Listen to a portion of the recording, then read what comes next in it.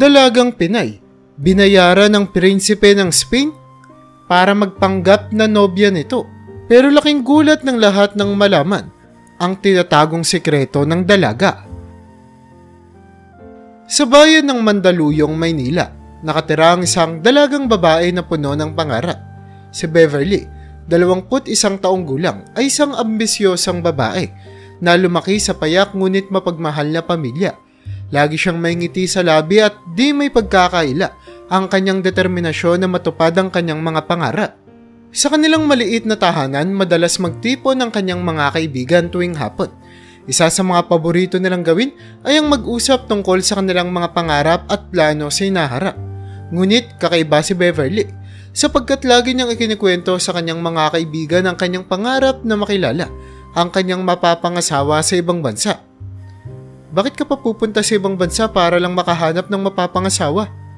Tanong ni Maricel, isa sa mga malalapit na kaibigan ni Beverly. Ngunit hindi ito tinatablan si Beverly. Di niyo kasi naiintindihan, sabi niya. Gusto kong makaranas ng ibang kultura, ng ibang buhay. At alam kong doon ko rin makikilala ang tamang lalaki para sa akin. Lagi siyang tinatawanan ng kanyang mga kaibigan tuwing binabanggit niya ito. Para sa kanila, isang pangarap lang na walang basehan ang sinasabi ni Beverly. Ngunit ang hindi nila alam, sobrang seryoso siya sa kanyang hangarin. Nang makapagtapos si Beverly ng kolehiyo, isang mainit na gabi ang bumungad sa kanilang tahanan. Kasama niyang kumakain ng hapunan ng kanyang mga magulang. Pinag-uusapan nila ang mga plano ni Beverly pagkatapos ng graduation. Beverly, anong plano mo ngayon na graduate ka na? Tanong ng kanyang tatay na si Mang Tonyo habang nilalagyan ng ulam ang kanyang plato. Sa tingin ko anak, dapat kang mag-apply sa call center. Mungkahi pa ni Mang Tonyo. Malaki din naman ang kita doon at marami na rin ang nagtatagumpay sa ganong trabaho. Sumang-ayon naman si Aling Nora, ang kanyang ina. Ngunit may iba rin siyang mungkahi. Anak, teacher naman ang natapos mo, bakit hindi mo subukang mag-apply sa mga paaralan dito? Sayang din naman ang pinag-aralan mo. Ngunit hindi nila alam na iba ang nasa isip ni Beverly. Habang ngumunguya ng pagkain, iniisip niya ang kanyang plano na magtrabaho sa ibang bansa. Gusto niyang makalayo sa maingay at magulong syudad ng Maynila. Ngunit hindi pa niya ito masabi sa kanyang mga magulang. Salamat nay, tay, sabi ni Beverly. Pag-iisipan ko po ang mga sinabi ninyo. Ngunit sa kanyang puso, alam ni Beverly ang gusto niyang gawin. Matapos ang hapunan, pumasok siya sa kanyang kwarto at binuksan ang kanyang laptop. Sinimulan niyang mag-research tungkol sa mga trabaho sa ibang bansa, partikular na sa Europa. Nais niyang maghanap ng trabaho na magbibigay sa kanya ng pagkakataong makilala ang iba't ibang tao at kultura. Habang nagbabrowse sa internet, napadpad siya sa isang website na nag-aalok ng mga trabahong domestic helper sa Spain. Naisip niyang ito na marahil ang kanyang pagkakataon na makapunta sa Europa at simula ng kanyang pangarap. Hindi naman lingid sa kaalaman ni Beverly na hindi ito ang trabahong pinapangarap niya. Ngunit para sa kanya, ito ang magiging daan patungo sa kanyang layunin. Habang patuloy ang kanyang pagre-research, nakaramdam siya ng halo-halong emosyon, excitement at kaba. Alam niyang magiging mahirap ang kanyang desisyon na iwan ang kanyang pamilya at harapin ang mga bagong hamon sa ibang bansa. Ngunit ito ang pangarap niya at handa siyang gawin ang lahat para matupad ito. Makalipas ang ilang linggo, sinimulan na ni Beverly ang pag-aayos ng kanyang mga dokumento. Sinikap niyang maging maingat upang hindi mahalata ng kanyang mga magulang ang kanyang plano. Tuwing magtatanong ang kanyang ina tungkol sa kanyang mga ginagawa, palagi niyang sinasabi na nag-a-apply siya sa mga paaralan at call centers. Habang nag-aayos ng mga papeles, madalas naisip ni Beverly ang kanyang mga kaibigan. Paano kaya nila tatanggipin ang kanyang desisyon na iwan ng bansa? Paano kaya siya magpapaalam sa kanila?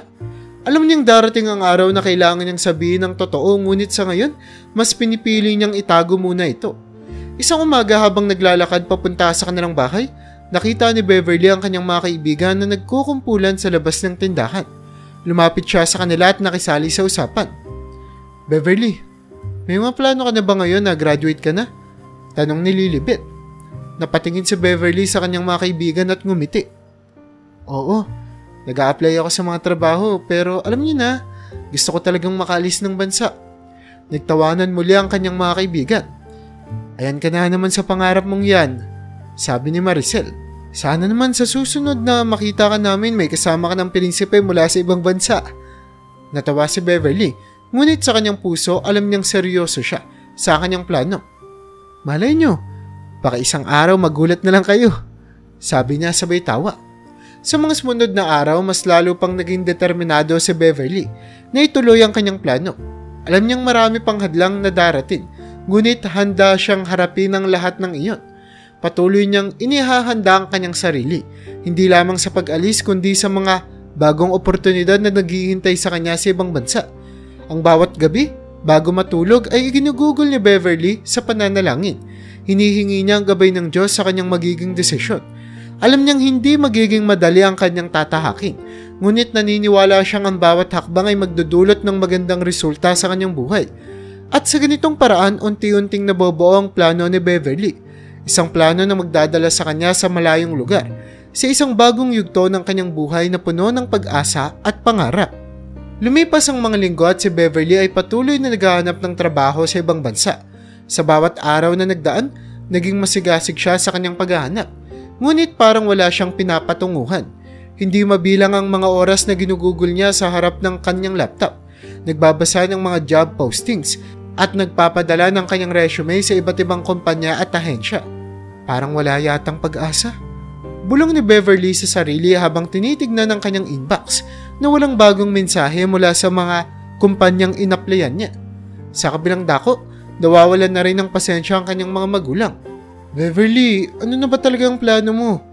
Tanong ni Mang Tonyo isang gabi habang sila'y naghahapunan. Araw-araw na lang kitang nakikita sa harap ng computer mo pero wala namang nangyayari. Bakit hindi ka na lang kasi mag-apply sa call center? Malaki rin naman ang kita doon. Oo nga anak, pagsang-ayon ni Aling Nora.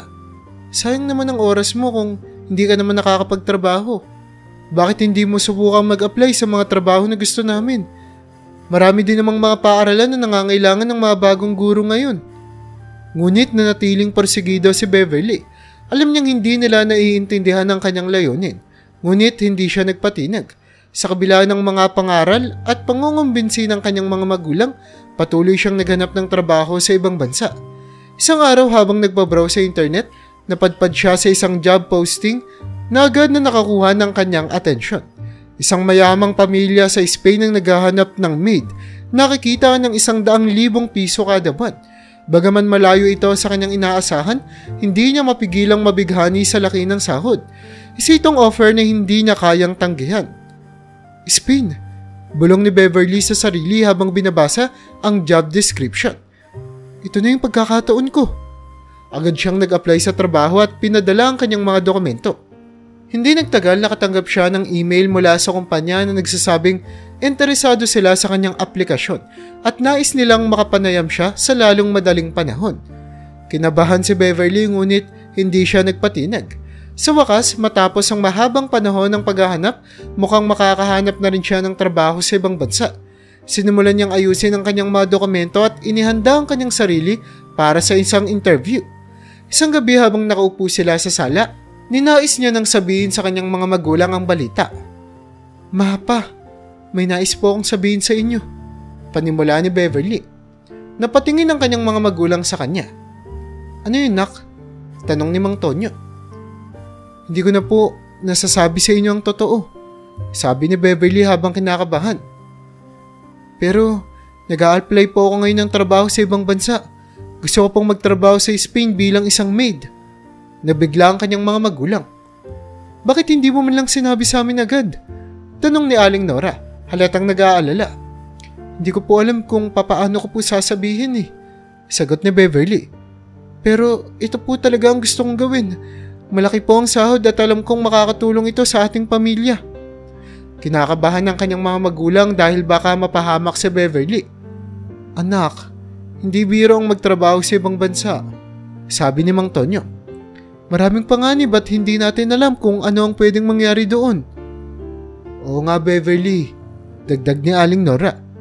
Paano kung may mangyaring masama sa'yo doon? Sino ang tutulong sa'yo? Ngunit hindi nasiraan ng loob si Beverly.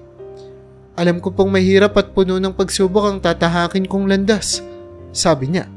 Pero handa po akong harapin ang lahat ng yun para sa pangarap ko. Gusto ko pong makita ang mundo at magkaroon ng bagong karanasan. Nakita ng kanyang mga magulang ang determinasyon sa kanyang mga mata. Bagaman may kaba sa kanilang puso, napagtanto nila na hindi nila mapipigilan ang kanilang anak sa pagtupad ng kanyang pangarap. Kung yan talaga ang gusto mo anak, sabi ni Mang Tonyo. So suportahan ka namin pero mag-iingat ka ha. Lagi kang magbibigay ng balita sa amin. Naiintindihan namin ang pangarap mo Beverly, sabi naman ni Aling Nora. Pero sana'y maging maingat ka. Manalangin ka lagi at humingi ka ng gabay sa Diyos. Salamat po, ma, pa, sabi ni Beverly habang niyayakap ang kanyang mga magulang. Pangako po, mag-iingat ako at palagi po akong magbibigay ng balita sa inyo. Matapos ang ilang araw, dumating ang araw ng kanyang panayam. Kinakabahan si Beverly ngunit puno ng pag-asa. Pumunta siya sa isang internet cafe upang makipag-video call sa kanyang magiging employer sa Spain. Sa kanyang pagharap sa screen, nakita niya ang isang mayamang babae na nasa 40 na ang edad. Hello, Beverly. Bati ng babae. I'm Alejandra. I'm very pleased to meet you. Hello po, ma'am. Sagot ni Beverly. It's nice to meet you too po. Nag-usap sila ng magtagal. Tinanong siya ni Alejandra tungkol sa kanyang karanasan, mga kakayahan at kung bakit nais niyang magtrabaho sa ibang bansa. Ipinaliwanag ni Beverly ang kanyang pangarap at ang kanyang determinasyon na magtagumpay sa bagong buhay na nais niyang tahangkin. Pagkatapos ng ilang sandali, ngumiti si Alejandra. I like your determination, Beverly, sabi niya. I think you will be a great addition to our household. You are hired. Hindi makapaniwala si Beverly sa kanyang narinig. Thank you so much, Mama. Sagot niya. I promise to do my best. Matapos ang panayam, agad na inayos ni Beverly ang kanyang mga papeles. Sinimulan niyang ihanda ang kanyang sarili sa pag-alis. Sinabihan niya ang kanyang mga kaibigan tungkol sa kanyang balak. At bagaman nagulat sila, masaya silang sinusuportahan si Beverly. Sa wakas, matutupad mo na rin ang pangarap mo, sabi ni Lilibet. Mag-iingat ka dun ha. Oo, Lilibet, sagot ni Beverly. Pangako, babalitaan ko kayo lagi. Dumating na ang araw ng kanyang pag-alis. Sa kanilang bahay, niyakap niya ng mahigpit ang kanyang mga magulang. Anak, mag-iingat ka, sabi ni Mang Tonyo habang pinipigil ang luha. Alam mo naman kung gaano ka namin kamahal, dagdag pa ni Aling Nora. Huwag mong papabayaan ang sarili mo doon. Opo, Mama, Papa, sabi ni Beverly. Pangako po, mag-iingat ako at palagi kong iisipin kayo. Habang papaalis na si Beverly, ramdam niya ang halo-halong emosyon. Takot, kaba at excitement. Ngunit sa kabila ng lahat, alam niyang ito na ang simula ng kanyang bagong paglalakbay. Isang paglalakbay na magdadala sa kanya sa mga bagong oportunidad at karanasan, malayo sa kanyang kinalakihang lugar. Sa kanyang puso, puno siya ng pag-asa at determinasyon. Alam niyang marami pang pagsubok ang darating, ngunit handa siya na harapin ang mga ito. Nang makarating si Beverly sa Spain, agad niyang naramdaman ang malamig na simoy ng hangin at ang kakaibang amoy ng bagong kapaligiran. Sa paglapag ng eroplano at pagbaba niya sa terminal, ramdam niya ang halo-halong emosyon ng excitement at kaba. Hindi siya makapaniwala na sa wakas ay nasa Europa na siya, sa lugar kung saan inaasam-asam niyang matupad ang kanyang mga pangarap. Habang naghahantay siya ng kanyang sundo, napansin niya ang iba pang mga Pilipino na mukhang nagtatrabaho rin sa ibang bansa. Karamihan sa kanila ay mas matatanda sa kanya at hindi niya maiwasang mapansin ang mga tingin nila sa kanya. Ang bata mo pa, bulong ng isang babae na mukhang nasa 40s na habang nakatingin kay Beverly. Ngumiti si Beverly at nagpasalamat. Opo, pero kailangan ko po kasing magtrabaho eh, sagot niya. Matapos sa ang ilang sandali, dumating na ang kanyang sundo. Isang malaking itim na kotse. Isang lalaki ang lumabas mula sa kotse. Mukhang nasa 30 taon na ang edad nito at binati siya na may makalmang mukha. Miss Beverly? I'm Carlos. Ako ang magdadala sa iyo sa mansyon. Sumakay si Beverly sa kotse at nagsimula na silang bumiyahe. Habang nasa daan, hindi maiwasang mapansin ni Beverly ang ganda ng kapaligiran. Magusali na tila may kasaysayan, mga tao na masaya at tabala sa kanilang mga gawain, at ang malawak na kalangitan na tila abot kamay niya. Nang makarating sila sa mansyon, nagulat si Beverly sa kanyang nakita. Isang napakalaking mansyon ang bumungad sa kanya. Hindi niya inaasahan na ganito kalaki at kagarbo ang magiging lugar ng kanyang pagtatrabahuan. Sa sobrang saya niya na makuha ang trabaho dahil sa laki ng sahod, hindi niya na tinignan ng mabuti ang detalye ng mansyon. Wow! Bulong ni Beverly sa sarili habang pinagmamasdan ng napakagarang mansyon na tila isang palasyo. Pumasok sila sa loob at doon niya nakilala ang ilan sa kanyang mga magiging katrabaho. Karamihan sa kanila ay mga Pilipina rin at agad siyang tinanggap ng mga ito. Kumusta ka, Beverly? Bati ni Ate Mila na mukhang nasa edad na 50 taong gulang na. Kami ang magiging pamilya mo dito. Ngumiti si Beverly at nagpasalamat. Salamat po. Sana'y maging welcome po ako dito. Habang nagpapahinga at nag-aayos ng kanyang gamit, kinausap siya ng ilan pang mga katrabaho niya. Alam mo ba, Beverly? Kailangan mong maging maingat dito. Sabi ni Ate Linda, isa pang Pilipina na nasa 40 taong gulang naman. Stricto si Sir Hugo, ang amo natin. Marami na siyang pinaalis na hindi nakakapasa sa kanyang mga standards. Napaisip si Beverly. Ganun po ba? Paano po ba siya kay-stricto? Ano pong itsura niya? Matangkad, matipuno at laging mukhang galit, sabi ni Ate Mila. Pero huwag kang mag-alala. Basta't gawin mo lang ng tamang trabaho mo, hindi ka niya papansinin. Oo nga, dagdag ni Ate Linda. At isa pa, wala tayong magagawa kundi sundin ang kanyang mga utos. Pero mag-ingat ka, ha?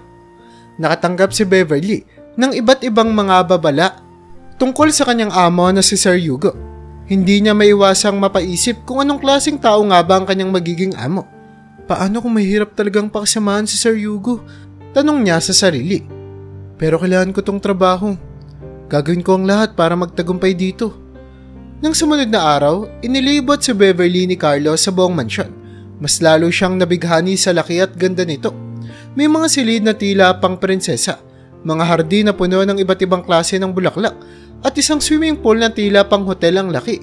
Hindi niya maiwasang isipin na napakaswerte niya sa trabahong ito, kahit pa mahirap ang magiging amo niya.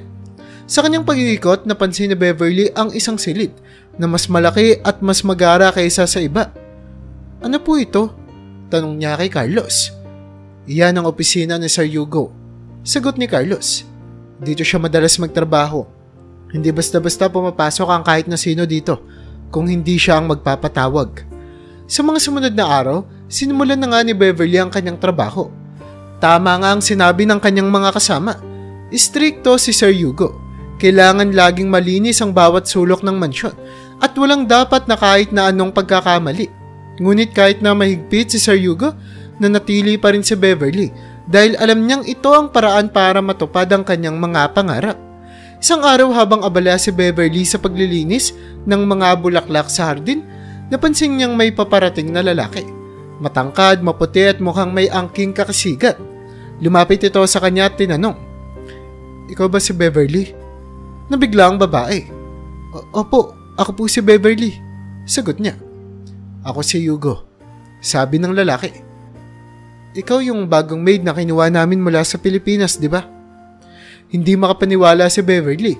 Ang amo pala nila ay isang makisig na lalaki. Ngunit sa kabila ng kanyang itsura, napansin ni Beverly ang malamig at matalim na tingin ni Sir Hugo. Opo sir, sagot niya habang nakayuko. Gagawin ko po ang lahat ng aking makakaya para hindi ko po kayo mabigo. Edi good, sagot ni Sir Hugo. Ayaw ko makakita ng kahit na anong pagkakamali. Naiintindihan mo? Opo sir, sagot muli ni Beverly. Naiintindihan ko po. Habang papalayo si Sir Hugo, napaisip si Beverly. Totoo nga pala ang sinabi ng mga kasama ko. Bulong niya sa sarili. Mahirap palang pakisamahan yung Sir Hugo na yun. Pero gagawin ko ang lahat para magtagumpay dito. Sa mga sumunod na araw, mas lalo pang pinagsikapan ni Beverly ang kanyang trabaho. Kahit mahirap at puno ng pagsubok, hindi siya nawala ng pag-asa. Lagi niyang iniisip ang kanyang mga pangarap at ang kanyang pamilya sa Pilipinas na umaasa sa kanyang tagumpay. Habang patuloy ang kanyang pag-a-adjust sa bagong buhay sa Spain, napagtantuan ni Beverly na napunta pala siya sa palasyo ng isang prinsipe. Hindi niya inaasahan na magiging parte siya ng ganitong karangyaan. Isang prinsipe na dati ay sa libro at mga pelikula niya lamang nakikita. Ngunit sa kabila ng lahat, nanatili pa rin siyang mapagkumbaba at determinado na magtagumpay sa pinili niyang landas. At sa ganitong paraan, unti-unting nasanay si Beverly sa kanyang bagong buhay.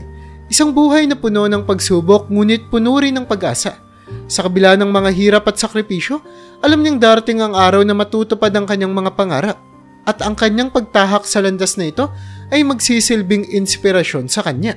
Isang gabi habang nasa kanyang kwarto si Beverly, naisipan niyang tawagin ang kanyang mga magulang sa Maynila.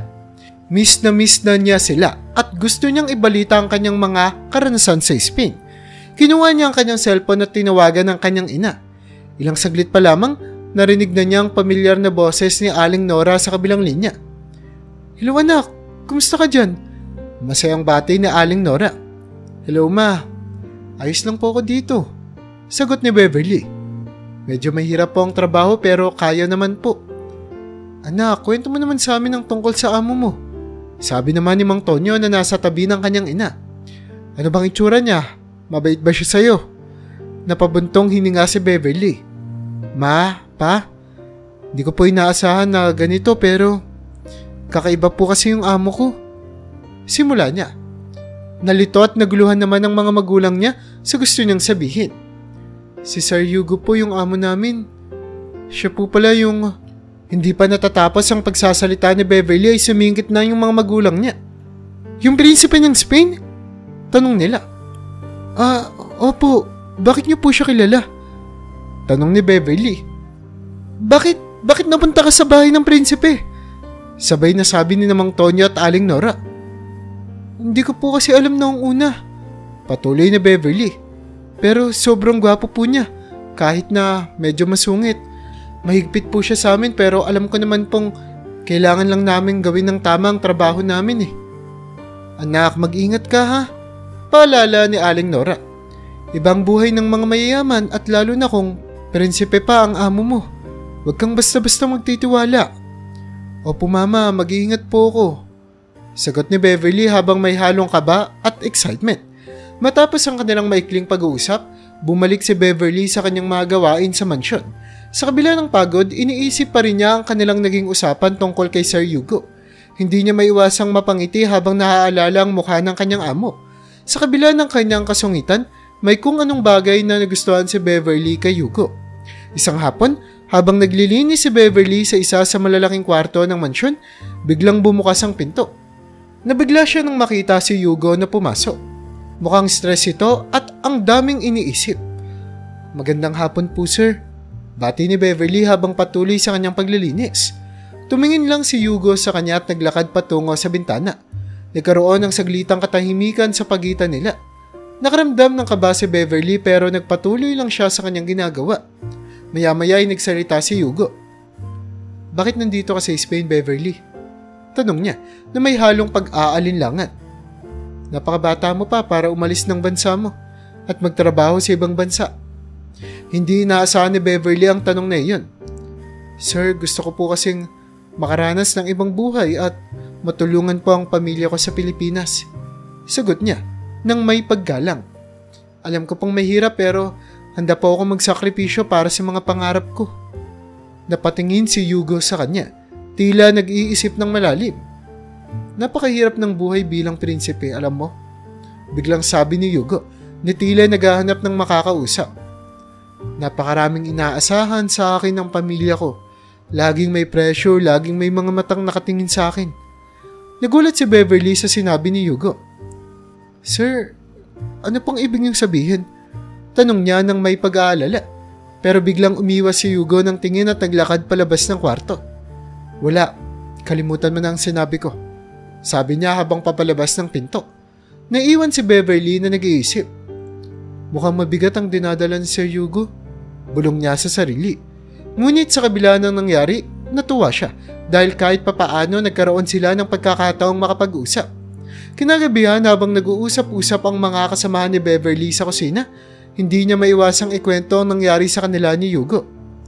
"Alam niyo ba, nakapag-usap kami ni Sir Hugo kanina," simula ni Beverly. Nabigla sina Ate Mila at Ate Linda. "Talaga? Paano nangyari yun?" tanong ni Ate Mila na tila hindi makapaniwala. "Alam mo naman na hindi basta-basta nakikipag-usap si Sir Hugo sa mga katulong."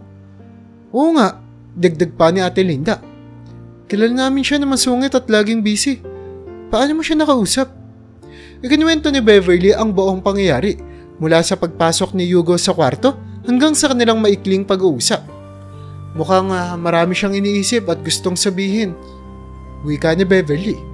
Pero bigla na lang siyang umalis eh. Napakaswerte mo naman, sabi ni Ate Mila. Sana'y magpatuloy ang magandang pakikitungo niya sa iyo. Habang nag-uusap sila, hindi maiwasang mapaisip si Beverly. Bakit ka nga kaya nagkaganon si Sir Hugo? Tanong niya sa sarili. Ano kayang mga bagay nagpapabigat sa kanyang loob? Sa mga sumunod na araw, mas naging masigasig si Beverly sa kanyang trabaho. Sinikap niyang maging maayos sa lahat ng kanyang gawain at palaging iniisip ang mga pangarap niya at ang kanyang pamilya sa Pilipinas. Sa tuwing makikita niya si Hugo, hindi niya maiwasang mag-isip kung ano ang mga iniisip nito. Isang hapon, habang nag-aayos siya ng mga bulaklak sa hardin, napansin niyang muling naglalakad si Hugo papunta sa kanyang direksyon. Magandang hapon po, sir. Bati ni Beverly. Tumangulang si Hugo bilang sagot. Sa kabila ng kanyang kasungitan, napansin ni Beverly ang lungkot sa mga mata ng kanyang amo. Sir, kung may kailangan po kayo, nandito lang po kami. Sabi ni Beverly nang may pag-aalala. Saglit na tumigil si Hugo at tumingin kay Beverly. Salamat, Beverly. Sabi niya nang mahina. Pero, kaya ko to. Habang papalayo si Hugo, napaisip si Beverly. Mukhang may mabigat na problema si Sir Hugo. Bulong niya sa sarili. Sana'y matulungan ko siya kahit papaano. Sa bawat araw na lumilipas, mas naging malapit si Beverly sa mga kasamahan niya sa trabaho. Nagkakatuwaan sila at nagtutulungan sa kanilang mga gawain. Ngunit sa kabila ng kanilang kasiyahan, palaging nasa isip ni Beverly ang kalagayan ng kanyang amo. Isang gabi habang nagpapahinga si Beverly sa kanyang kwarto, muling tumawag ang kanyang ina. Kumusta ka na dyan, anak? Tanong ni Aling Nora. Ayos lang po ako, Nay. Sagot ni Beverly.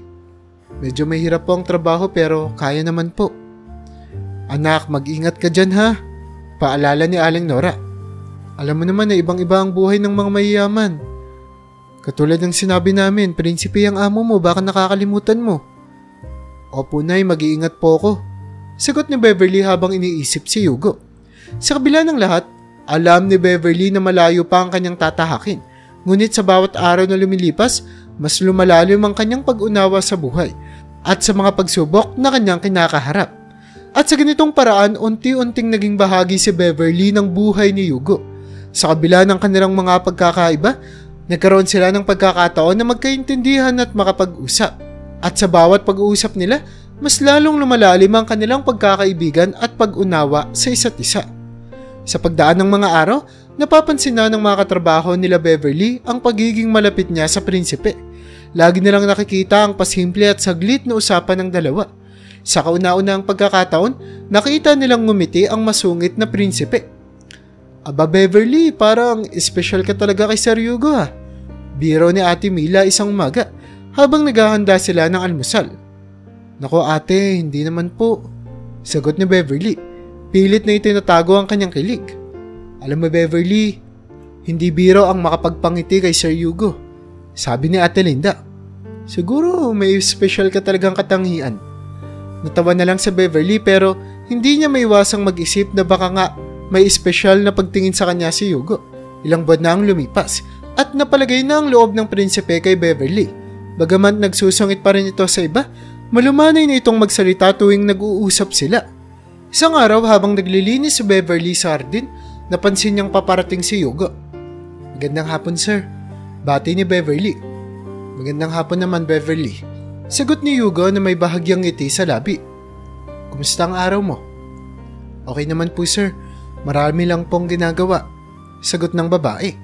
Nag-usap sila ng lang sandali at ramdam ni Beverly ang kakaibang init at pag-aalala sa mga salita ni Hugo. Laging iniisip ni Beverly na baka si Hugo na nga ang kanyang knight in shining armor. Ngunit isang gabi, nagbago ang lahat. Dumating si Hugo sa mansyon kasama ang isang napakagandang babae. Halos madurog ang puso ni Beverly nang makita niya ito. Alam niyang amo lamang niya si Hugo pero hindi niya maiwasang masaktan. Sino kaya siya? Tanong ni Beverly sa sarili habang pinagmamasdan ng dalawa. Hindi malinaw kay Beverly kung ano ang relasyon ni Hugo sa magandang babae, pero para sa kanya, prinsipe si Hugo at lahat ay kaya nitong makuha. Sa mga sumunod na araw, napapansin ni Hugo ang pag-iwas ni Beverly sa kanya. Hindi niya maintindihan kung bakit biglang nagbago ang pakikitungo ng dalaga. Isang araw, pinatawag ni Hugo si Beverly sa kanyang malaking opisina. Seryoso ang mukha ni Hugo bago magsalita. Beverly, may napapansin akong pagbabago sa'yo. Bakit ka umiiwas sa akin? Tanong ni Hugo ng diretso. Naku sir, wala po. Sagot ni Beverly, halatang kinakabahan. Busy lang po ako sa trabaho. Beverly, hindi ako tanga. Alam kong may maling nangyayari. Sabi ni Hugo habang nakatingin ng diretso sa mga mata ni Beverly. Yung babaeng kasama ko noong isang gabi. Siya ang gusto ng tatay kong ipakasal sa akin. Nabigla si Beverly sa narinig. Anong ibig niyong sabihin, sir? Tanong niya.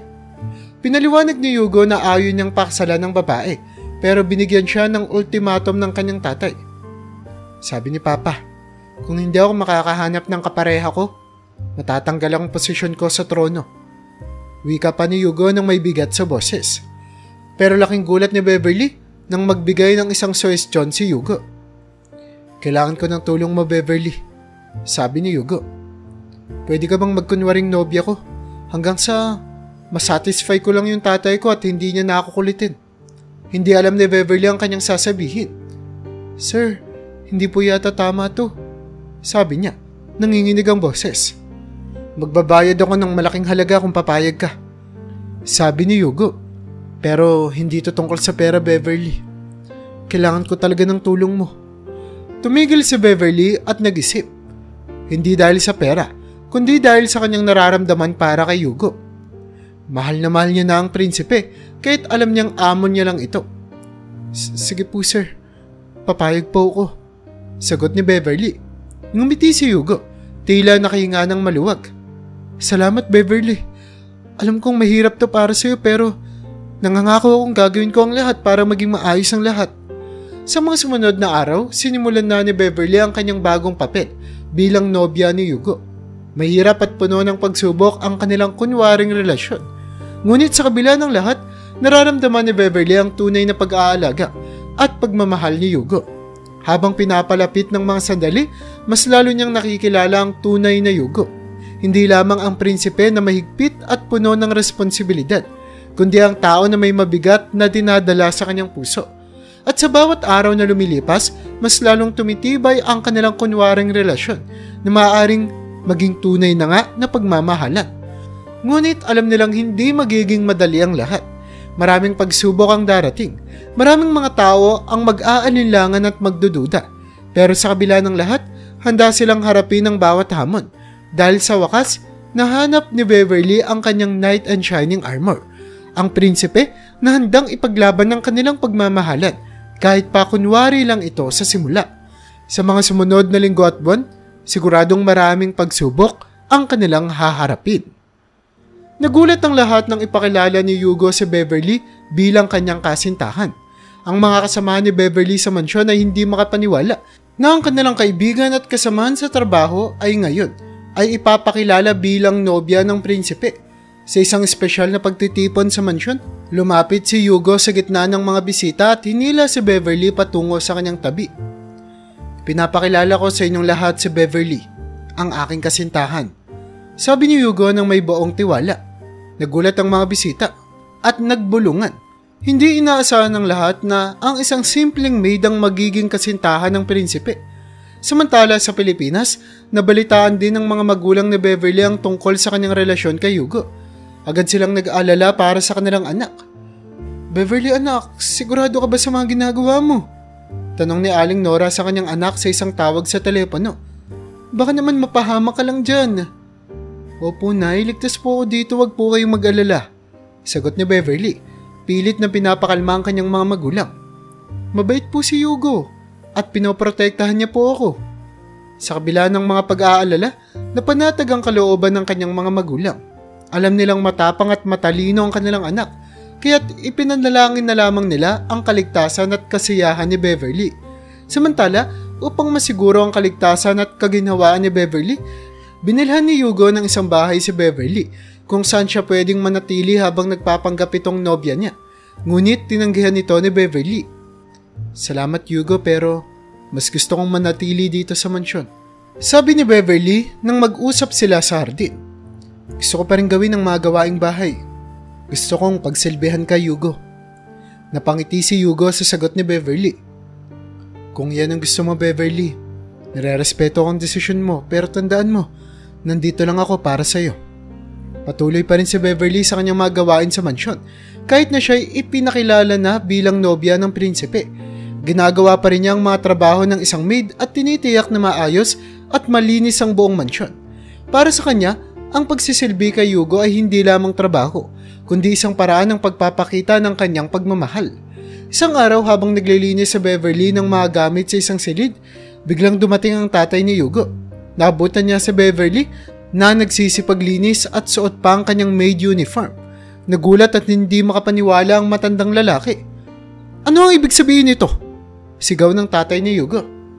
Ikaw ang nobya ng anak ko? Isang maid? Namula si Beverly at hindi alam ang sasabihin. Opo. Nauutal na sagot ni Beverly. Halatang takot at kinakabahan. Galit na galit ang tatay ni Yugo. Yugo! Sigaw niya habang tinatawag ang kanyang anak. Pumarito ka ngayon din. Mabilis na dumating si Yugo sa salid. Pa, ano bang problema? Tanong niya, halatang nag-aalala. Ito ba yung sinasabi mong nobya mo? Isang maid? Tanong ng tatay niya, bakas ang galit at pagkadismaya sa kanyang boses. Oo dad, siya si Beverly, ang nobya ko. Sagot ni Yugo nang may matibay na kumpiyansa. Hindi makapaniwala ang tatay ni Yugo. Hindi to pwede, Yugo. Hindi ako papayag na isang maid ang magiging asawa ng prinsipe ng Spain. Pero dad, sabi ni Yugo, mahal ko si Beverly. Siya ang pinili ng puso ko. Namutla si Beverly sa narinig, pero nanatili siyang tahimik. Hindi niya inakala na ipagtatanggol siya ni Yugo sa harap ng kanyang tatay. Ramdam niya ang pagmamahal at pag-aalaga ng prinsipe. Ngunit alam din niyang mahirap ang sitwasyon nila. Lumayas ka dito, Beverly! Sigaw ng tatay ni Yugo.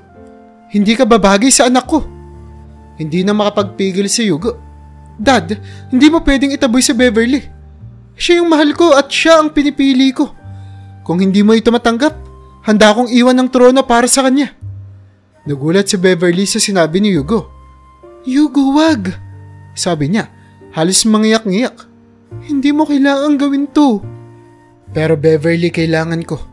Sagot ni Yugo. Dahil mahal kita. Galit pa rin ang tatay ni Yugo.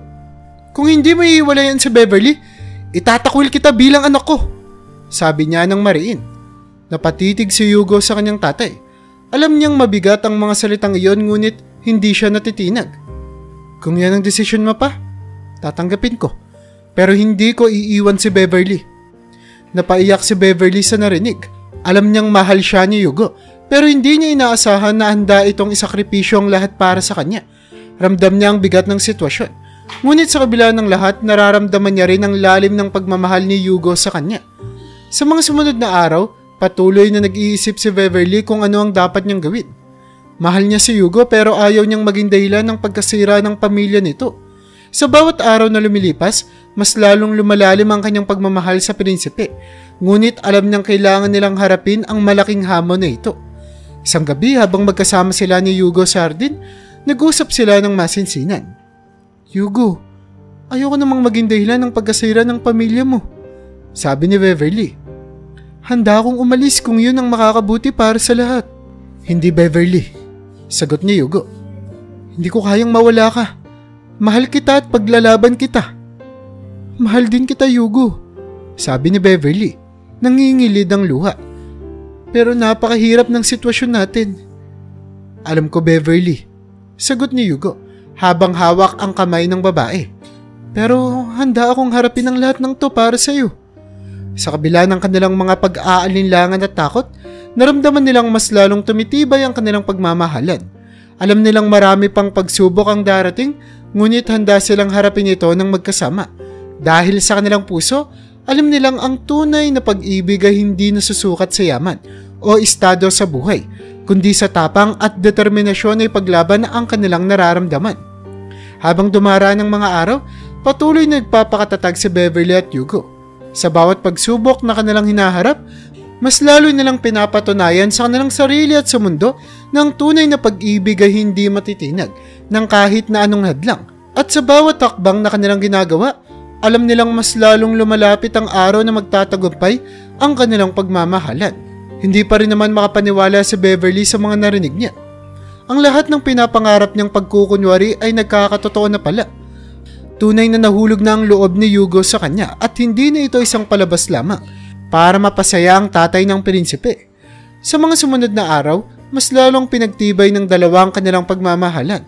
Isang gabi habang magkasama sila sa hardin, muling nag-usap si Hugo at Beverly tungkol sa kanilang sitwasyon. Beverly, alam mo bang matagal na akong nagtitiis sa komplikado naming pamilya? Simula ni Hugo habang nakatingin sa mga bituin. Ang tanging pinapahalagahan nila ay ang posisyon sa lipunan at kapangyarihan.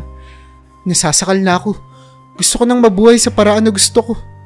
Napatitig si Beverly kay Hugo. Hugo, hindi ko inaakala na ganito pala kahirap ang buhay mo bilang prinsipe.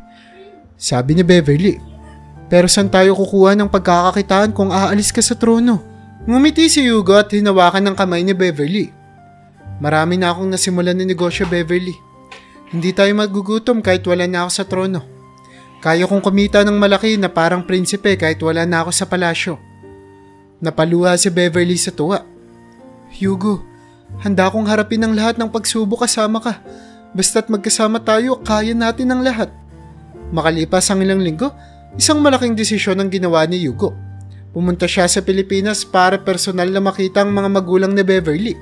Hindi makapaniwala ang mga kaibigan at pamilya ni Beverly na ikakasal talaga siya sa isang prinsipe. Nang dumating si Hugo sa bahay ng mga magulang ni Beverly, agad siyang tinanggap ni Mang Tonyo at Aling Nora, bagamat may halong kaba at excitement.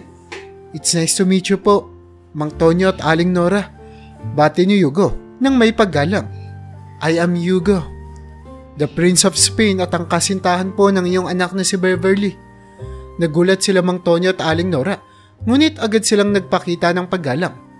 Magandang araw din sa iyo, Sir Hugo, sagot ni Mang Tonyo. Hindi namin naasahan na isang prinsipe ang magiging kasintahan ng aming anak. Natutuwa kaming makilala ka, dagdag naman ni Aling Nora. Sana'y maging masaya kayo ni Beverly nang magkasama. Sa mga sumunod na araw, nagkaroon ng pagkakataon si Hugo na makilala ang pamilya at mga kaibigan ni Beverly. Hindi makapaniwala ang mga ito na isang prinsipe ang kanilang kaharap. Beverly, ang swerte mo naman, sabi ni Maricel, ang matalik na kaibigan ni Beverly. Isang prinsipe talaga ang mapapangasawa mo. Akalain mo yun, nagkatotoo yung mga biruan natin? Naku Maricel, hindi ko rin naasahan to, sagot ni Beverly habang nakangiti. Pero mahal na mahal ko si Hugo at handa akong harapin ang lahat ng pagsubok kasama siya. Dumating ang araw ng kanilang kasal, isang simpleng seremonya na ginanap sa isang simbahan sa kanilang bayan. Dumalo ang kanilang pamilya, mga kaibigan at ilang malalapit na tao mula sa palasyo. Habang naglalakad si Beverly papunta sa altar, hindi niya maiwasang maiyak sa tuwa. Nakatingin sa kanya si Hugo, nakangiti at puno ng pagmamahal. Sa araw na ito, ipinapangako ko na mamahalin kita at poprotektahan sa lahat ng oras, sabi ni Hugo habang hawak ang kamay ni Beverly. Ikaw ang prinsesa ng puso ko, Beverly. Pinapangako ko rin na mamahalin kita at sasamahan sa lahat ng pagsubok, sagot naman ni Beverly. Ikaw ang prinsipe ng buhay ko, Hugo. Matapos ang seremonya, nagdiwang ang lahat. Puno ng saya at pagmamahalan ng buong paligid. Alam nilang marami pa silang haharapin na pagsubok, pero handa na sila. Matapos ang kasal, nagpa siyang mag-asawa na umalis at pumunta sa malayong bahagi ng Europa, sa isang isla. Sa isang tahimik at malinis na isla, nagtayo sila ng isang simpleng bahay. Malayo ito sa karangyaan ng palasyo, pero puno ng pagmamahal at kasiyahan. Doon nila sinimulan ang kanilang bagong buhay bilang mag-asawa. Sa mga sumunod na buwan, naging masaya ang kanilang pamumuhay. Nagtayo sila ng maliit na negosyo at naging aktibo sa komunidad. Si Hugo, na dati prinsipe ng Spain, ay masayang namuhay bilang simpleng mamamayan, kasama si Beverly. Ang kanilang bahay ay naging tahanan ng pagmamahalan at kaligayahan. Habang naglalakad si Beverly sa dalampasigan isang hapon, napansin niyang papalapit si Yugo. "Magandang hapon, mahal," bati ni Yugo habang inaabot ang kamay ni Beverly. "Magandang hapon din, asawa ko," sagot ni Beverly habang nakangiti. "Napakasaya ko nakasama kita dito. Kahit na iniwan ko ang trono, hindi ko pinagsisisihan ang desisyon ko," sagot naman ni Yugo habang pinagmamasdan ng dagat. "Dahil kasama kita, Beverly, mas naging makulay ang buhay ko." Napangiti si Beverly at yumakap kay Yugo. "Yugo, salamat sa pagmamahal mo. Hindi ko inakalang magiging ganito kasaya ang buhay natin."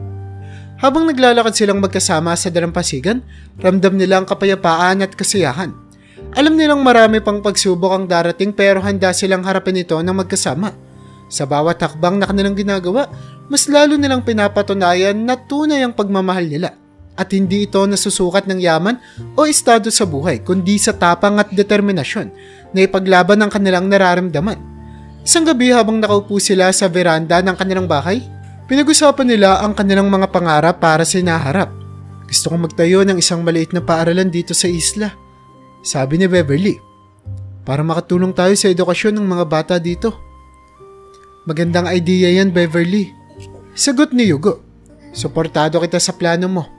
Ako naman, gusto kong magtayo ng isang maliit na negosyo para makatulong tayo sa kabuhayan ng mga tao dito." Magkayakap silang nagplano ng kanilang mga pangarap.